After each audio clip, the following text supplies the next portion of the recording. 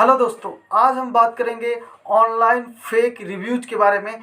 जैसा कि आप सभी लोग जानते हैं कि जब हम लोग ऑनलाइन शॉपिंग करते हैं तो उससे पहले हम जाते हैं वहाँ पे और देखते हैं किस प्रोडक्ट की रेटिंग कितनी है, उसके रिव्यूज़ पढ़ते हैं। जो प्रोडक्ट सभी ने यूज किए हैं, जो कस्टमर उसको यूज किए हैं, उसको देखते हैं, उसके बारे में राय लेते हैं, फिर हम जाकर उस प्रोडक्ट को ख़रीदते हैं।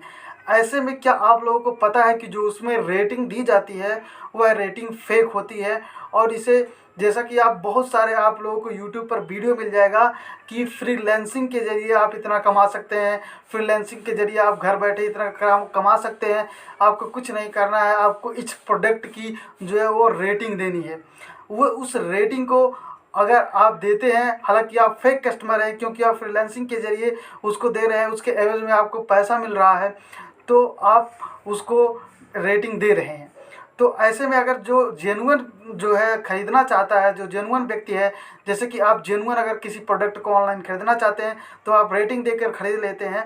ऐसे में वह अगर प्रोडक्ट घटिया निकलता है तो उसके लिए कौन जिम्मेदार होगा।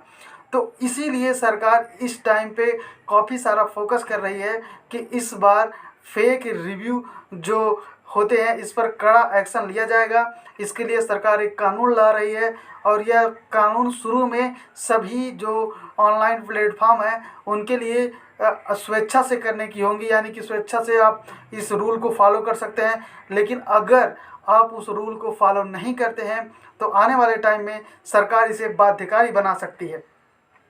तो आप सभी को पता है कि बहुत सारे यूट्यूब पर वीडियो हैं और वो फ्रीलांसिंग के ज़रिए आपको घर बैठे जॉब दिलाने की सांत्वना देते हैं, यानी जॉब दिलाने के लिए कहते हैं कि आप ऐसे ऐसे करिए और आपको जॉब मिल जाएगा।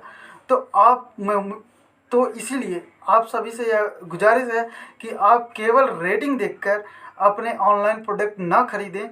आप उसको जेन्युइनली अगर जानते हैं उस प्रोडक्ट के बारे में, उसके साख के बारे में, उसको पहले और कहीं गूगल पे पढ़िए, उस और कहीं वेबसाइट पे पढ़िए, फिर जाके लीजिए। अगर आप जाकर किसी वेबसाइट पर उसके रेटिंग को देख कर ले रहे हैं और प्रोडक्ट घटिया निकल रहा है तो इसके लिए अभी हमारे पास कोई कानून नहीं है।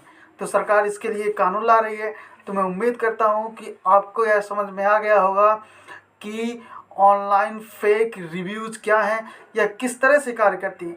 आप भी इस पर फ्रीलांसिंग के ज़रिए जाकर किसी प्रोडक्ट पर ऑनलाइन रेटिंग फ्री में दे सकते हैं। जैसा कि एक फॉरेन में हुआ था, एक केस आया था, उसमें एक व्यक्ति ने फेक अपना एक रेस्टोरेंट रजिस्टर किया उस पर और अपने दोस्तों से व्हाट्सएप के ज़रिए उसको रेटिंग देने के लिए कहा।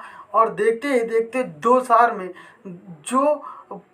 जो रेस्टोरेंट कहीं भी एक्चुअली में है ही नहीं, जो केवल कागज़ों पर है, जो केवल वेबसाइटों पर है, उसके डिशेस को लोग वाव कह रहे थे सबसे बेस्ट डिश है, और उसके पास बार बार फ़ोन कर रहे थे कि मुझे इस रेस्टोरेंट में खाना है। और वह व्यक्ति यह कह रहा था कि इस रेस्टोरेंट की जो भी सेवाएं हैं वह 1 महीने पहले ही बुक हो चुकी हैं। तो आप सोच सकते हैं कि आप ऑनलाइन से कितना फ्रॉड चल रहा है।